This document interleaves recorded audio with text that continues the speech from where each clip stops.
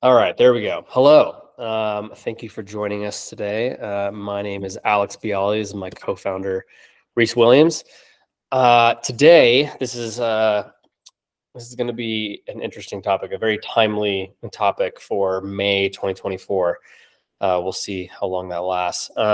So one of the things that we've been doing over the last year is we've been hosting this RevOps Masterclass where we dive into specific topics that the industry is either struggling with, there's a lot of buzz on, or candidly, where we see a lot of companies make mistakes.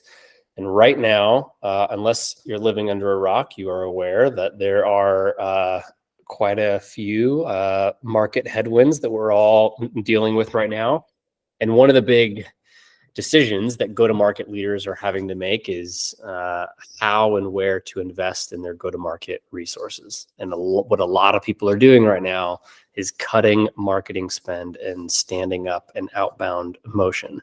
Now, we don't think you should be cutting your marketing spend, because in 6 months, when you make it through these headwinds, you're going to realize how big of a mistake that was.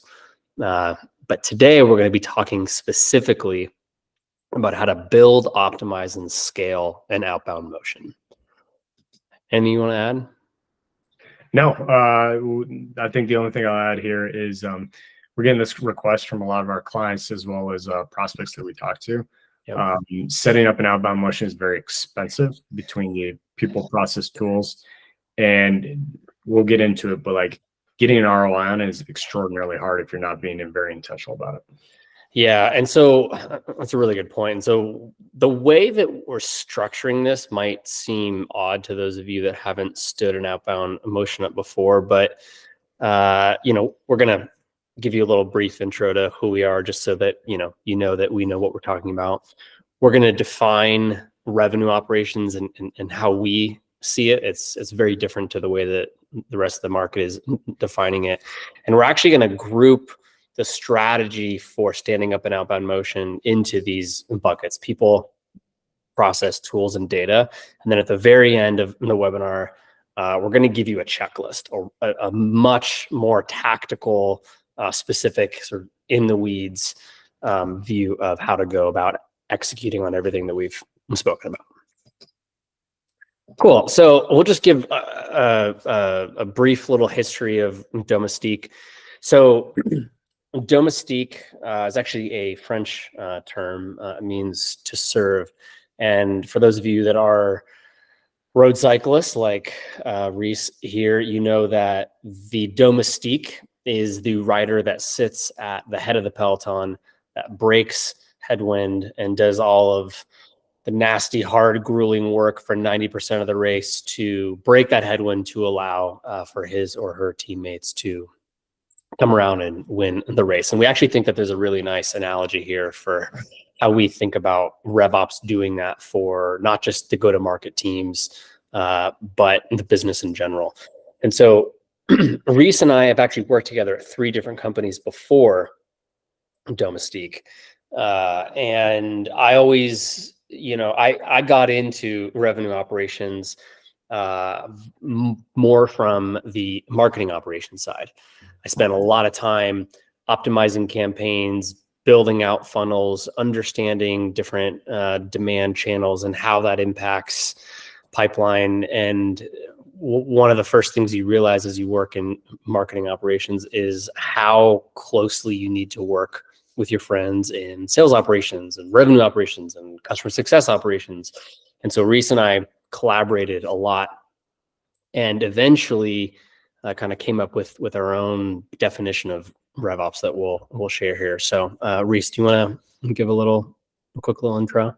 Yeah, I think the only thing I'd add to that is Alex and I have worked at both at companies, kind of different sizes, but have had different outcomes, like a couple of very positive outcomes on kind of like getting acquired and stuff like that, and others not so much. So we've kind of built this RevOps model that has this healthy tensions across those kind of like different departments, but it's a function of all these kind of learnings that we've seen from like what was great and what was not so great as well. So right. Cool. So we're going to get into what is RevOps. So as Alex mentioned, we generally think RevOps, we think about it slightly differently than most organizations. So like at its core function, it's really that connective tissue across the entire customer journey. And I think this is one of the things where most companies get it wrong. They think of it really as just marketing or sales ops, but truly it's across that entire customer journey. This is actually the framework that kind of is the ethos behind everything we do at Domestique, and this is how we think about RevOps. So I mentioned it's across the entire customer journey, truly product, marketing, BDR, sales, PS, CS, all in alignment with finance. The next, there's kind of 5 work streams across that customer journey, and we think the order of the work streams are very important. So the first is what we call planning or strategy. And I've got an AI thing on, so when I talk with my hands, but the strategy, this is your go-to-market strategy. So what's your ICP? What's your sales methodology? How do you think about inbound and outbound, addressing inbound and outbound? What's your operating cadence? All that type of stuff. We are big believers this strategy has to be documented so that everybody inside an organization understands what it is. Second is process. The process comes out of your strategy. This is the kind of day-to-day stuff, whether one individual on the team or the 30th individual on the team, everybody's running the same play. So BDR gets on a first phone call. What are the questions they're asking? Are those questions tied to a sales methodology? How are they documented in a CRM? So on and so forth. Third is tooling. This is not just your CRM. This is the entire tech stack that touches the customer journey. And it should be set up based upon strategy and process. It shouldn't dictate it. Fourth is data. Data comes out of your tech stack. We think 3 things about data. 1, only measure what you can make a decision around, right?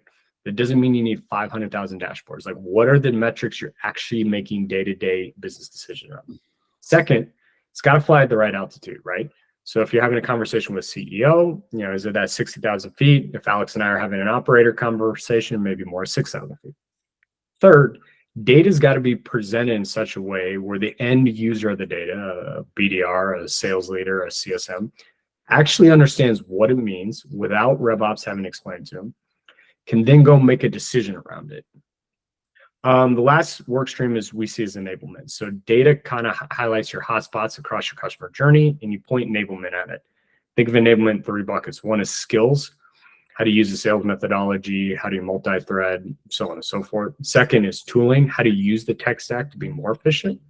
And then third is competition or market. How do you position yourself within the industry? Objection handling, battle cards, pricing, so on and so forth. So this is our RevOps framework and really dictates everything we do. As we talk about this outbound conversation day, we're really going to focus on that kind of strategy, process, tooling, and data piece. Yep. So what is the problem? What is the problem statement here? Outbound performance is hard, and it has dramatically decreased. However, again, unless you're living under a rock, you know that you need it as a part of your go-to-market motion. You can't, most of us cannot rely only on inbound. And if you can, good for you. Quit, write your book on how you did it, and I will be sure to pick up a copy. This post here from Jeremy Donovan, we thought really spoke to this well. So one of the things that I'm usually tasked with is reporting on and understanding what sourced and what influenced not just an opportunity creation, but a close one deal. And so we think about those, I think about that in terms of how many touch points it takes to close that deal, not just on the sales side, but on the marketing side as well. And so we thought this stat was nice. So 5 years ago, the number of touches per ops source for cold outbound was in the 200 to 400 range. And he just redid the analysis, and today it's closer to 1,000 to 1,400. It's crazy, right? Now, again, this is touches across accounts and contacts and all of the different contacts associated with the account, but it really does highlight how hard it is to get this right. You can't just send your cold outbound email and expect that they're going to respond and you're going to close a deal.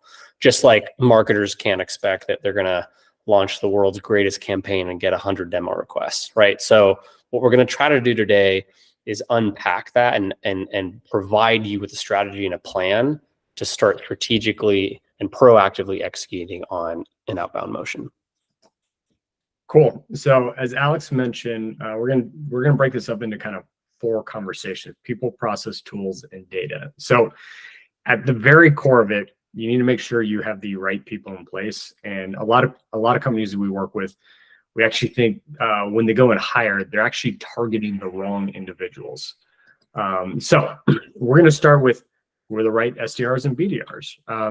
A couple of things here. So these are kind of like from best practices in a lot of companies we work with, what we see out there in the market. So a couple of high level things. I'm not going to go through everything on the bullets here, but like at the core, if you have a best in class BDR, or SDR, whatever we want to call it, we'll call them the DRs, right?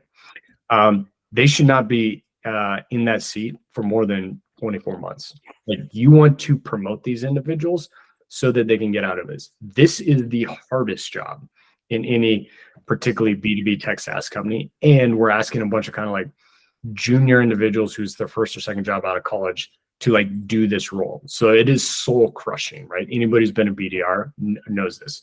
So a couple of like things as you're, looking for your best in class DRs, right? Previous experience, like all these job recommendations, like, oh, hey, we want 1 to 5 years of experience. No. Like, find somebody who wants to be in sales and who has that kind of like grit and curiosity to like move forward, right? Grit because like this job is really hard, and curiosity, right? Of like, oh, hey, I've got an account and there's 1 contact on it. I'm just going to send out an email to it. Hang on a second. Why is there only 1 contact? Let me see if I can go find 3 or 4 more contacts. Oh, so-and-so did this recently. I see this news here. Like, that creates the best DRs. Again, previous experience is not an indicator for success. So I would focus more on those, those innate traits. They want to be in sales, so they want to see this path up. There's grit and there's curiosity. Alex, anything you'd add to that? Yeah, I think one of the mistakes that businesses make is they kind of look down on the SDR, the BDR role. I really do think, and I agree with Reese here, like this is probably the hardest job on the go-to-market team. These are your front lines, but also if done well, your SDRs and your BDRs become fuel for your account executive team. And every sales team I've ever collaborated with where they run that motion, the sales reps that came up through being a BDR always perform the best. Always. Yeah. Always. All right. So let's say you got a number of DRs, right? And you need a DR leader. Just food for thought there as you think about like when's the right time to bring in a leader. You want to think about span of control. It's probably in the kind of like 4 to 6 range. Again, these are super junior individuals. What made a good BDR, SDR is not necessarily what's going to make them a good leader. I know I can speak. I see this all the time, not even just in the SDR, BDR space, but like that transition from an IC to leadership is extraordinarily hard. I screwed it up first time in my career. I know it's really hard because to be fair, he's still screwing it up. Oh yeah, left and right. But like you're trying to do all the stuff you did as an individual contributor, where really as a leader, what you're trying to do is you're trying to get the best out of your people. Yeah. Second thing, we see this all the time. People are like, oh, let's do the player coach model because we'll still get this quota on the street. Stuff doesn't work. Don't do it. Yeah. Right. Again, these are relatively junior individual and you're asking them to be good in 2 different things. No. Things that you should prioritize as you think about the right type of leadership. Somebody who's actually willing to roll up their sleeves and do the dirty work, right? Get on the phones with the BDRs, do a bunch of account mapping. Like that's stuff that no one likes to do. If you have somebody who thinks they're above it, they're not the right individual. Second, somebody who can connect with the team, right? Again, this is a super hard job. You want somebody who can rally the team that, feels like, the team feels like they're fighting for them. The other thing, this is just kind of a pro tip that we've seen well, is like one of the things we've seen work well is like somebody who's a sales leader and wants to be a future CRO, things like that, doing a rotation as a SDR, BDR leader, 6-12 month rotation, worked with now several of them. It actually works out extraordinarily well. And then when they go back in the sales side, they're that much better for it. Cool. All right. Last thing on the people side, reporting structure. Alex kind of alluded to this, but this is very important. Hardest job, you're asking a bunch of junior people to do this, and you're expecting this outbound motion to generate probably somewhere in the neighborhood of 20 to 40% of your total pipeline.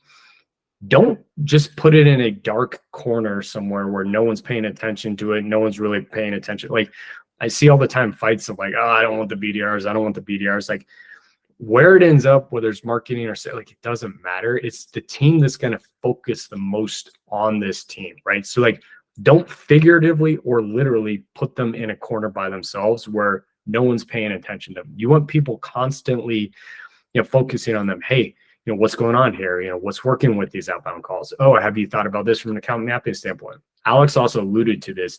You do this well, this becomes the minor league team for your future salespeople. I promise you those salespeople will ramp quicker and higher quota attainment. One other pro tip here that we've seen work extraordinarily well.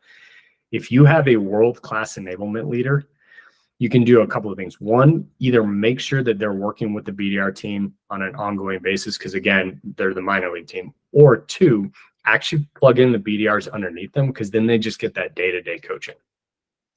Anything else, Alex, you want to add on the people side?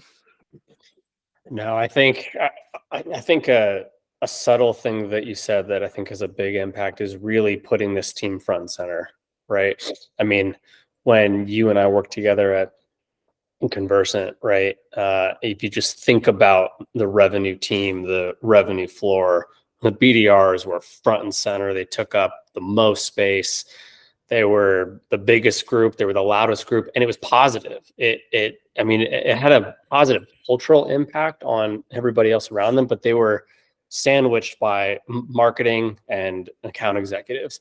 And there was a lot of crosstalk, a lot of collaboration. There was a lot of just things that you pick up on. Hey, Alex, I just got this lead from this campaign, so-and-so. Can you come take a look at XYZ with me and help me?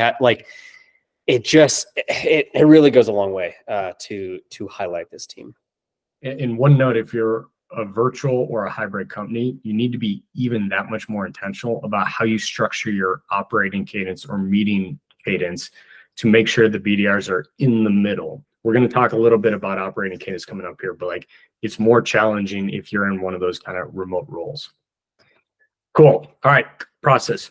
There's a whole host of processes. You're going to see these in our checklist. We're going to touch and do a deep dive on a handful. We're not going to touch on all of them here, but we're going to talk about some that we think are some of the most important. So first and foremost, campaigns council. One of the things that we see across a lot of companies we work with is companies open up the ability for anybody and everybody to create sequences. And what ends up happening is several things. One, you end up with like 1,200 sequences.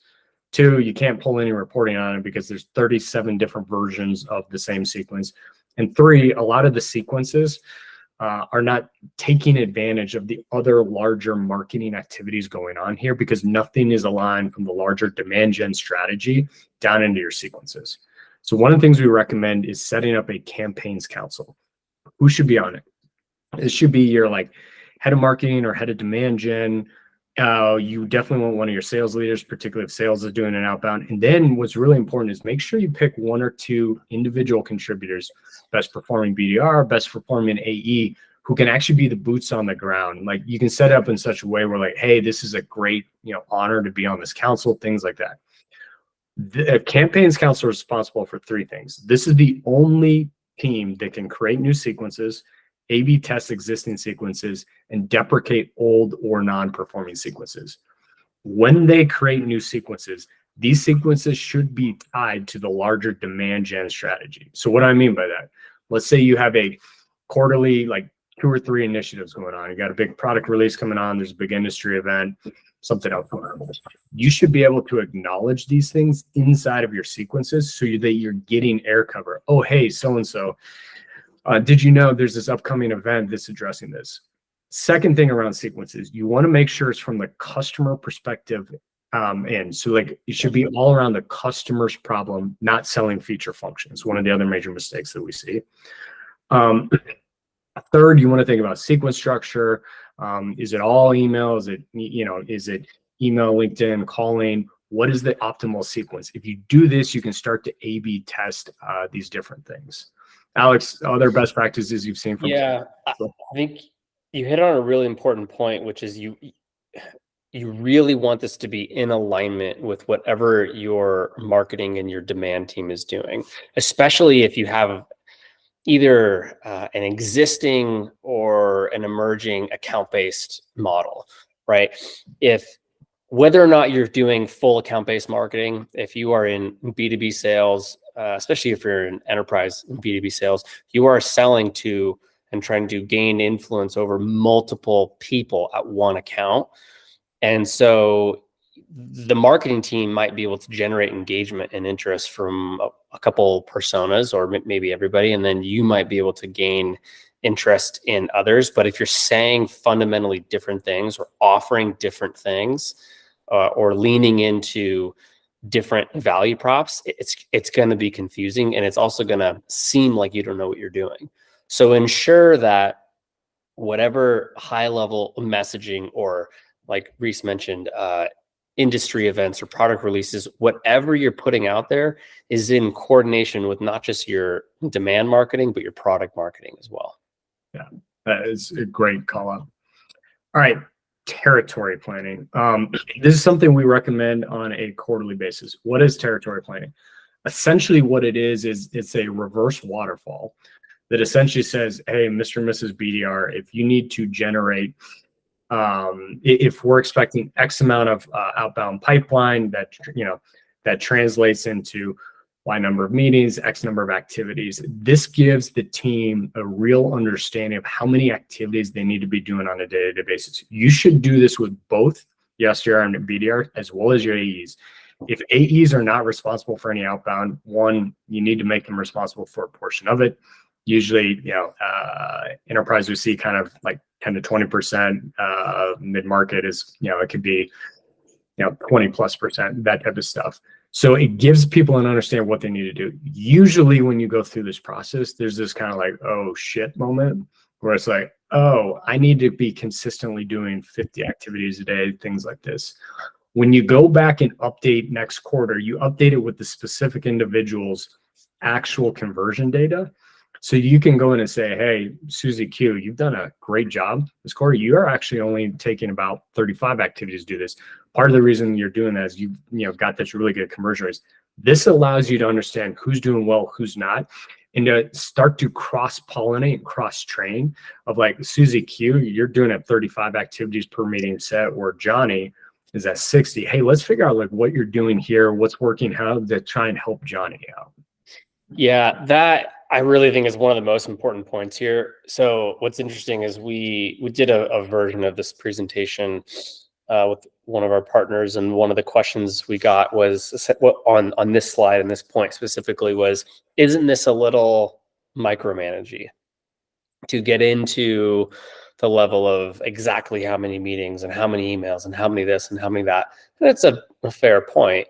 But our response is, one, it's about how you message it, right? You could definitely message this in a way that feels micromanaging. But assuming you don't, what you're really trying to do here is give everybody the baseline math that points them in the direction of success. But that's just the baseline. Let this run for a quarter. Let this run for 6 months. Let multiple cohorts of BDRs and AEs and everybody get through this. And what you're going to start to see is certain individuals have strengths that you didn't know, or weaknesses. And what it allows you to do is almost buddy those people up. One, you get to learn from the people that are killing it and know why. Why is it taking you 50% of the touch points to get to a yes than your peers? What are you doing differently? Oh, you're not just doing emails, you're doing emails, phone calls, and LinkedIn touch points. Or, oh, you're not pushing product marketing messaging, you're pushing demand messaging. Like, what are you doing differently? What can we share with the rest of the team? Vice versa, if somebody starts to fall behind, you can identify exactly where and why they're falling behind, and then give them the enablement and support that they need to go and resolve that. It also is a little bit of a sobering exercise because you see how many touch points, how many meetings, how much activity you actually need to be doing. One of the biggest mistakes we see people make is they think, okay, well, we're doing outbound. I'm emailing 10 people a day and I'm putting them into this one sequence and it's not A/B tested and it lasts 4 weeks and it's not working. Well, you're probably not doing enough activity, either enough touch points or engaging enough people. So it can be micromanaging if you message it incorrectly, but it really should be an enablement tool to keep everybody running in the same direction. Yeah, and to Alex's point, this gives you both the like how much activities as well as retroactively aware the quality of activities of where people are doing it well and not. So cool. I alluded to operating cadence earlier. So when we talk about an operating cadence, this is your meeting structure.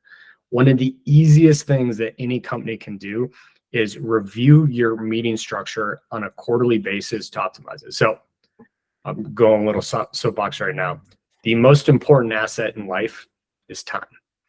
And if it is time, how people are spending their time are the most important decisions companies are making from an investment standpoint, so on and so forth. Should be very intentional about the meetings that everybody is in. So whenever we do an operating cadence review, we look at all meetings and say, what is the objective of the meeting? Who is in the meeting? What is the frequency of the meeting? What is the prep required for the meeting? And is there any kind of reporting or information you need for the meeting so that you can have a very thoughtful meeting? Get people out of there who don't need to be in there.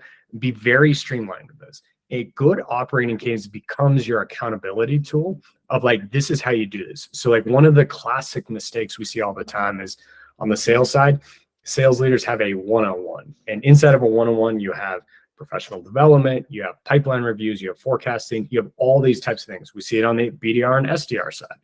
You should break out all those meetings so that the individual contributor, your BDR, SDR, or your AE know exactly what the meeting is about. They can prep accordingly. You can have a very thoughtful, structured meeting. So what we've done here on this slide, I'm not going to read it all, is we've recommended key meetings on a quarterly basis. We'd recommend not only for AEs and BDRs. The one that I will call out, particularly on the BDR and AE side, is I mentioned the one-on-one. Break that out so professional development is separate, but there should be a weekly kind of a weekly call review meeting. And this is all about how successful the BDRs are getting in their activities. Are they hitting those numbers from the territory plans? And then if they're hitting the numbers, where are they performing well and where are they not performing well to kind of be able to tweak this? This becomes your kind of coaching stuff and stuff like this. This is very analogous to the pipeline review meeting on the sales side of the house. Yeah, Cool. I think that was great. I think one of the main benefits you get here is focus, right? You're only going to impact what you focus on. You're only going to change what you focus on. And by having a structured operating cadence, you can get specific about the problem you're trying to solve, what you're doing to try to solve it, and how you know how you're doing along the way. Yep, exactly. All right. Last thing that we're going to touch on the process side, comp strategy. So comp drives behavior. And we see a lot of companies who do comp well and a lot of companies who don't do comp well. Again, think about this at a high level. Your BDRs and SDRs are hardest jobs, the youngest in their career, and they get paid the least out of anybody in this. So a couple of things with comp. We're big believers in don't mess around with comp. You should make it very simple to understand, and you should make the targets achievable, but the targets need to line up to your capacity plan, right? And what I mean by capacity plan, those are the annual targets. If you want to hit $1 million in bookings this year, you have a 25% close win rate. That means you need $4 million in pipeline. If Outbound's responsible for half of that, they need to be generating $2 million. What does that work out into meetings divided by your number of BDRs, right? You want to make sure that that target aligns to your capacity plan. You should only make comp about things the BDRs and SDRs can affect. Oftentimes we'll see companies are like, oh, close $1.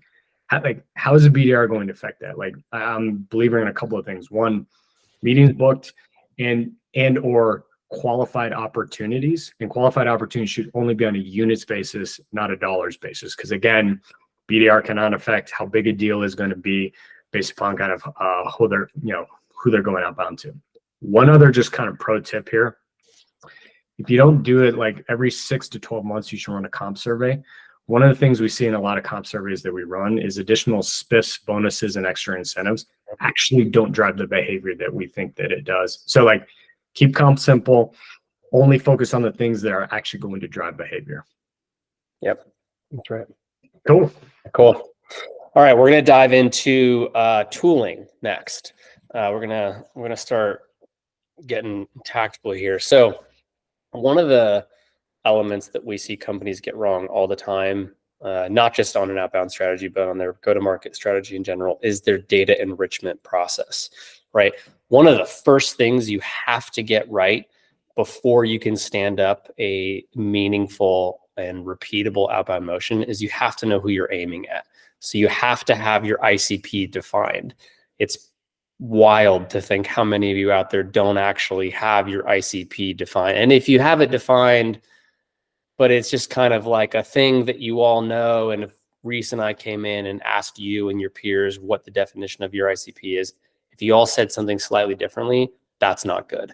So within your CRM, whether that's Salesforce or HubSpot or whatever you're using within your CRM, you want your TAM, SAM, SOM codified. We like to do that with an account grading model that's based on whatever those demographic and firmographic inputs are.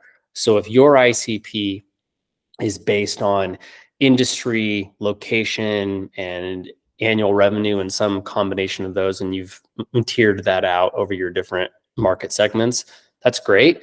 But that means that you need a plan to enrich and consistently get data for state, country, maybe city, maybe zip code, city, industry, annual revenue. If you don't have a plan to get that, you don't know who you're going after. And that's just on the account side. It's getting much harder to do that on the person side with all these privacy laws and data enrichment policies that are going into place. So first and foremost, you have to know who you're aiming at, both on a person and on an account side. Some of the common pitfalls we see here are with a lot of these tools, whether you're using ZoomInfo, Clearbit, Revenue Base, any one of these, they give you monthly or quarterly, depending on how your contract is set up. They give you bulk credits that you're not taking advantage of, and you should be. I don't want to say those are free, but you should be actively using that, and you should be cleaning out your database with records that no longer meet your ICP, or at least tagging them such that they're not in view of your BDR, your SDR, your account executive team. Auto enrichment is one of the things that allows this to start scaling. So auto enrichment is both for your existing database, but also for anything coming inbound, anything coming net new, right? So if you're driving inbound, or even if records are just coming into your CRM from your marketing automation platform, you want to ensure that however records are getting in, whether through a list import, an offline event, an inbound campaign, your SDR, your AE is manually doing outbound by finding this person on LinkedIn Sales Navigator or ZoomInfo, or it's an existing record in your database. You want to be automatically enriching key properties within your database to ensure that you've always got at least the most up-to-date data. One of the biggest complaints we hear from businesses that are working on this are, one, data enrichment tools are too expensive and they're not 100% accurate. And that's true. They are too expensive and they're never going to be 100% accurate. 70-ish% is kind of what you're going to get. You might get lucky. Maybe your ICP has a specific niche within one of these enrichment platforms, and that's great. But for the most part, don't get spun around the axle on it not being 100% correct. Get it close enough. Reese, is there anything you want to add on the overall? Yeah, I think you hit it well. Like, number one, make sure you have the entire universe of the accounts you're trying to go after. We call it the SOM, right? Yep. And second, to Alex's point of like, don't let people get wrapped around the axle on, oh, hey, this address is wrong, so the entire database is wrong. It's like, no, when it comes to data like this, you want a directionally correct database. Right. Cool. Sequencing. All right. This is where the rubber meets the road with all this. So sequencing is not as simple or straightforward as getting your subject line and your call to action right in your email.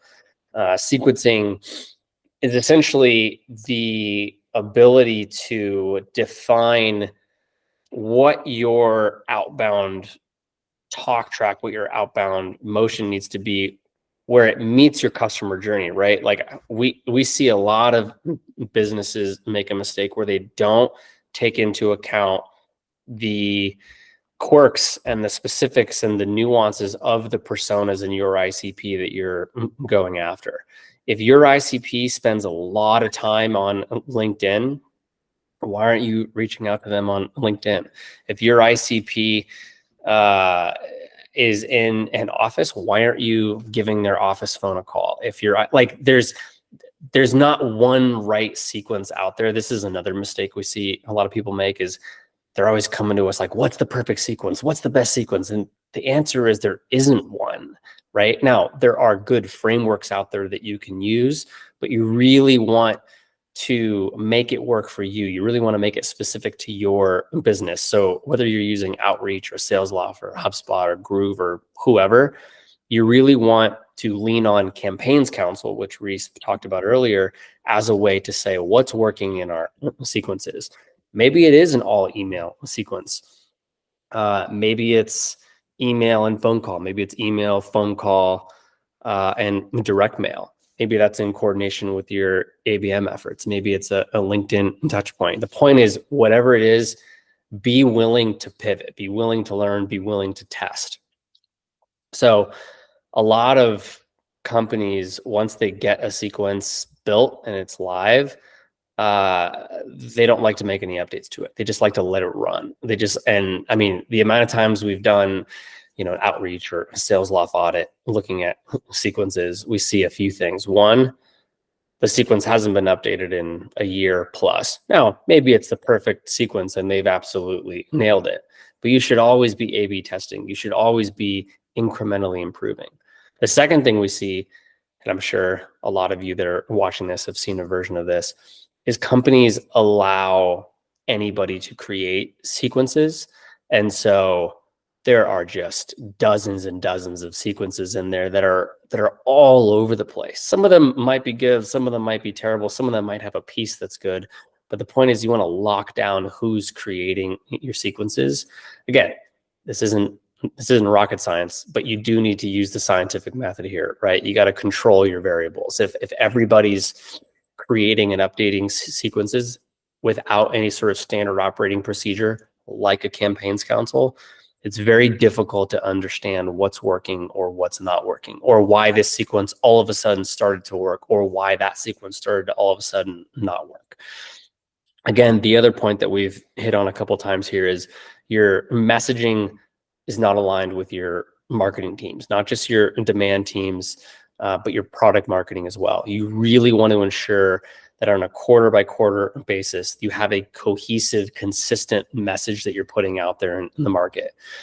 I mean, put yourself in your prospect shoes. If they first hear about you by a post on LinkedIn talking about either an opinion you have on a market event or promoting a new product feature, they click on that, they engage, they come to your site. Maybe they watch a couple of your videos, they download a couple pieces of your content, and then they get somehow engaged enough that it triggers an automated sequence. And then you start talking about something completely different. From the prospect's perspective, they're going to feel like you don't have your stuff together, right? So just, again, you want to be updating your sequences in alignment with your marketing messaging. So again, we keep going back to this campaigns council idea, but you really want to do this meeting well, right? So you want to get really clear on who's creating your sequences, when they're creating them, what you're A/B testing. this is going to seem obvious, but you'd be surprised how many companies and how many people get this wrong. You don't want to be A/B testing multiple variables at once, right? If you're A/B testing your subject line, don't be updating your call to action within your email, right? I know it sounds simple, but we see a lot of businesses get that wrong. And also, don't be afraid to accept that a sequence isn't working and deprecate it and move on, right? You want to fail quickly and optimize often. Reese, is there anything else you would? No, like sequencing tool is like, it's a must arrow in your quiver. You got to have it. And to Alex's point, once you do have it though, doing it well, that's the secret sauce. And like doing it well, like none of this stuff that we're talking about is rocket science. It's just like doing the basics very well. Yep. Cool. Intent, depending on where you are in your sophistication on your go-to-market strategy and your go-to-market infrastructure, this might be a little too sophisticated for you.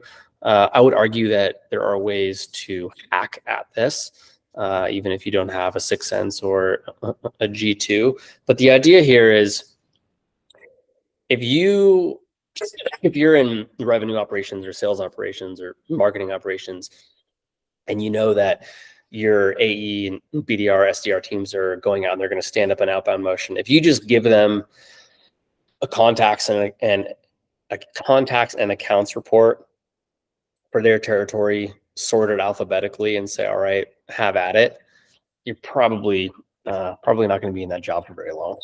You want to be focusing on the right people at the right accounts at the right time. And so we've spoken about the necessity of data enrichment to fuel your account grading. But there's also this person level intent signaling that you should be doing, right? So this is the ability to uncover anonymous prospects and where they are in their overall buying journey with you, right? So for example, if I'm an SDR and I'm outbounding into a specific account, and maybe not the person that I'm going after, but another person, another contact at that account comes to our site and views our pricing page or views the demo page, I should probably know that. They might not be downloading anything, but if they're in our system and we've set up our tech stack correctly, like let's just say that you're using HubSpot and Salesforce, and that contact already exists in Salesforce, you should have the revenue architecture set up such that when that contact views the pricing page or the product page, that's an intent signal that then gets flagged to me, the SDR, but also that target list that I'm working on, that contact moves to the very top, right? That's just one example. Obviously, if you're using a 6th Sense, a G2, they have way more sophisticated versions that I'm sure you're all aware of. But there's ways to hack at this without that, right? Again, common pitfalls here. If you are using a 6th Sense, a G2, whatever it is, these are not cheap. Now, we're big fans of these tools, but they're not cheap. And they take a lot of effort and thought and accuracy to get right. And one of the big things we see is not enough attention is put on the actual integration of the 6th Sense, for example, into your existing go-to-market tech stack. So everything in 6th Sense might be set up correctly, and it's great. But if your SDR, your AE, your CSM, whoever's not getting notified with these intent signals where they operate, which is in the CRM, what's the point? It doesn't work. So ensuring that integration is set up correctly from the start, but kept up to date is crucial. And again, this makes sense to a lot of marketers, this idea of driving intent, tracking intent, inferring intent, and acting on it. I don't know that a lot of sales reps either fully trust this or fully understand this. And so again, another big mistake we see, and I've made this mistake in the past, is you get everything set up technically correct. It's all plumbing, it's all working. But if you don't enable the SDRs, the AEs to actually take advantage of this data and know how to act on it, again, you're spending a bunch of money, spending a bunch of time, and you're not getting any of the results. The idea of a target list, whether it's contacts or leads or accounts, that list, unless it's a named account strategy, that list should be those top 10, those top 20, they should be recycling. They should be moving up and down based on the intent level activities that these contacts are doing in real time. The only thing I double click on the what Alex saying, that enablement piece, we have seen so many companies where like, oh, we got 6 cents, isn't this awesome? And then you talk with the BDR, like, I have no idea how to use it. Yeah, and I've done that. Cool. We're gonna not spend a ton of time here, but if you want to download this deck or take a screenshot of this slide, these are some of the other crucial components of getting an outbound and a go-to-market selling strategy right. Routing is becoming harder and harder and more complicated. By far, my favorite tool, and therefore our favorite tool here, is Lean Data. It is a beast to set up, but I would argue it's one of the most powerful tools in your tech stack. And if you want to have a whole session talking about that, I'm more than happy to. Deduplication, everybody's least favorite topic. If you have 2 Reese Williams in your CRM and SDR1 is going after one and SDR2 is going after the other, the actual Reese Williams is probably not having a great experience with your business. And that's happened to me many times. So. We actually have a duplicate of Reese in our own CRM, and we just hit him with a bunch of different touch points as a way to emails from Alex. That's right. Scheduling, obviously, right? Whatever tech stack you end up using is fine, but get your scheduling dialed.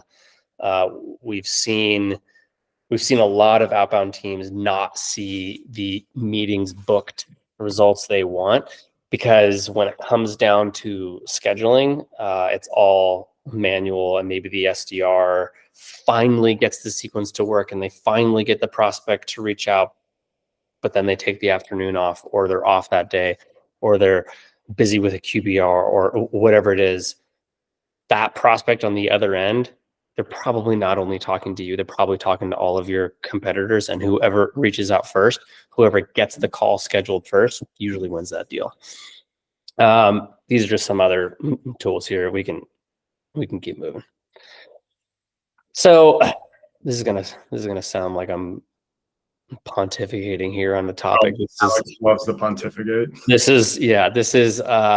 is more of a rant than anything else, but there's a lot. So again, this is May 2024 right now. So when this lives on, this slide will become outdated quickly. But for now, for where we are now, there's a lot of talk on how AI can and should be overtaking your outbound motion, how you should be relying on it for everything. And I've had a lot of discussions with about this topic with mentors that are much smarter and much more capable than I am. And one of the big things I think a lot of businesses get wrong on this topic is, now, if you're working for Salesforce or Adobe or one of these big players, and you've got the revenue architecture, you've got the data infrastructure, your data is stored in a way that is maybe not perfect, but it's relatively structured, and you've got the resources to leverage all the advancements in AI, then yeah, both your inbound and your outbound strategy probably starts to get optimized incredibly well. But if you're not one of those companies, and you don't have a data lake, and you don't have dynamic content that is automated based on all your 10 different personas, you're probably not leveraging AI in the way that you're seeing on all these podcasts and all these books and all these LinkedIn influencers, right?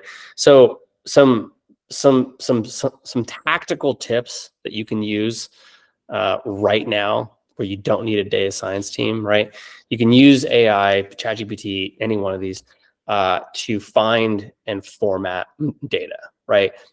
especially if your ICP, is in the enterprise space or is in certain market segments. ChatGPT knows who they are. They can help you with your account grading. They can help you with your scoring. It also helps with account prospecting, right? But also, and the obvious one here, and if you're not using it, you probably should. You can help it for message creation and at least editing. A big mistake we see people make with their sequences, they just don't start because there's that blank page, right? So rip the Band-Aid off, get some ideas flowing, and then you can move on. All right, we're almost there. Data, let's dive in. So again, download this slide or take a screenshot of this slide, but these are some of the top metrics that we recommend you focus on to understand the impact of your outbound, right? So number of activities to meetings booked. You want to understand that ratio. You want to understand that ratio by channel, by person, right? Again, this will help you understand if a certain person is wasting time, if a certain person is really efficient. You want to have a clear understanding of this. This helps you with your funnel conversion, with your velocity analysis, with your cohort reporting. There's a lot that you can get from this. Meetings booked to meeting held. This goes back to your life cycle stage analysis. A big mistake is people just track the meeting held or they just track the meeting booked. You want to track both because there will be a conversion rate there. Now, again, if you have it at 100%, quit, write that book, and I'll come work for you. But you probably do have some drop off here. You just want to keep an eye on it. One tip and trick here is we see oftentimes around vacations, big holidays, things like that. So Thanksgiving or things like that, a meeting will get booked after the holiday. And then the prospect then shows up afterwards and they've got all their turkey in the belly and they're like, what, WTF, what is this? Yeah. And then, so we see massive drop-offs in show rates because this is essentially a show rate afterwards, but there are things you can do about it where you get super intentional about, hey, Mr. and Mrs. Prospect, really excited about this. Hope you have a wonderful Thanksgiving. Excited to touch base with you afterwards. Oh, hey, Mr. and Mrs. Prospect, hope you had a wonderful Thanksgiving. I know we're touching base in 2 days. Those types of things help maintain the show rates because what you will see by tracking this is you will see spikes in it, but you can do things to kind of help normalize this. Yeah, that's a really good point. Meeting held to qualified opportunity. Again, it's just that next step down in your conversion funnel. Qualified opportunity to close one, obviously. If you're not tracking that, probably shouldn't be on this call. I would argue one of the most important metrics to track for outbound as a leading indicator for outbound success is the number of contacts or the number of people added to a sequence per day, right? You can break that down by rep. You can break that down into all the different ways. But at the end of the day, if you get all the plumbing right, if you get the enrichment right, if you've identified your TAM, SAM, SOM, you've got your target account list, your messaging is in alignment with sales and marketing and product marketing, the sequence structure is dialed, and you're adding 3 people to a sequence a day, I don't know what to tell you, right? Sales is the numbers game. So keep an eye on this. You'd be surprised at how few contacts get added to a sequence by day. And again, by rep or by SDR and BDR, you can get an understanding of who's really grinding and who's not. And this is a consistency game too. So this, your territory planning will tell you exactly how many you need. And one of the really things that people mess up all the time is Mr. and Mrs. BDR is going to have vacation. They should have vacation. And the problem is, the territory plan says you need to add 50 a day. Well, they just do 50 a day, then they go on vacation for 2 weeks. Problem is what they really should be doing is they should be doing 60 day leading up to the vacation to offset the time period where they're going to be off. Because we see all these drops when people are out, so on and so forth. Yeah, this is one that I personally get wrong. We don't really do the sequence thing here at Domestique, but it's just a consistency game right here. I'll have 4 or 5 really big days, and then I'll reward myself with 3 days of not as much activity. And that's going to hurt you in the long run. Again, there's a velocity play here, right? So the contacts you add to a sequence today probably don't impact your pipeline for a quarter, maybe, depending on your sales cycles, a month. So consistency is key here.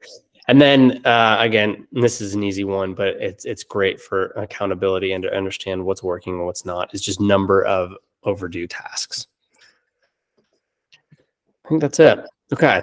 So at the beginning of the session, we promised that we would put together an outbound checklist for you, right? I know that we've talked a lot about, high level initiatives that you can put into place. We stand by all of those. However, we know that for these marketing events, these webinars, you really just want the punchline. You want the answer.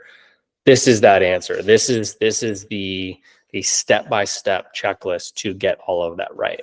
So if you take nothing else from this session, screenshot this, download this, put this, on a Post-it. This is, even if you get 90% of this right, you are well on your way to having a successful outbound motion. Well, we should take two things away. Alex likes to pontificate, and then this outbound checklist. So you're going to see a number of things on here that we haven't necessarily talked about. Like I said, we're trying to do a deep dive into certain things that we felt were very important. The other comment about this checklist, this is in a relatively set up order of operations. So it doesn't necessarily, there can be some things you parallel path or something comes, but in general, this is the order that you would go through with each of these things. The last call out here is the thing at the end. Once you got all this stuff set up, there's a process that we like called demand council that essentially says, we intentionally look at it as a process of like, what does your capacity plan say for all of your targets from all demand gen, inbound, outbound, SDR outbound, AE outbound, channel, whatever it is. And then you look at key metrics, MQL, SAL, SQL, close one, and conversion rates to essentially understand, are you on track? Are you behind track? And if you're behind track, what are the activities you can do about it? This becomes your kind of real-time pressure tester to essentially say, are we on track? And if not, what are the things we're doing about it to try and get back on track? And it allows you to kind of tweak things, including outbound. Oh, hey, we're off track on outbound. Why are we off track on outbound? Oh, people are only adding 20 contacts and sequences a day, and Susie Q was out for vacation the last 2 weeks. Those types of things. Yep.